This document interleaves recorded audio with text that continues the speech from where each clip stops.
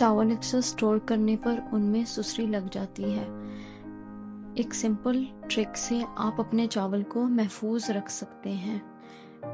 जब भी आप चावल को स्टोर करें तो उनमें हल्का सा हल्दी पाउडर और बे लीफ, जिसको तेज़पात और कड़ी पत्ता डालकर मिक्स कर दें।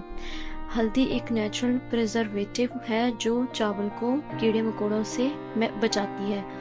तेज़पत्ता यानी बे लीफ की खुशबू सुसरी को दूर रखती है और चावल फ्रेश रहते हैं। इस तरह आपके चावल लंबे अरसे तक सेफ और खुशबूदार रहते हैं। ये नुस्खा बहुत सिंपल है और घर के किचन का नेचुरल सॉल्यूशन है।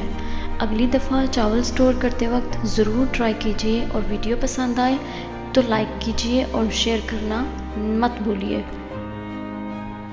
तब तक के लिए अपना ख्याल रखें और नेक्स्ट ऐसी बहुत सारी टिप्स के लिए मुझे फॉलो करते रहें। टेक केयर, बाय बाय, अल्लाह हाफिज़।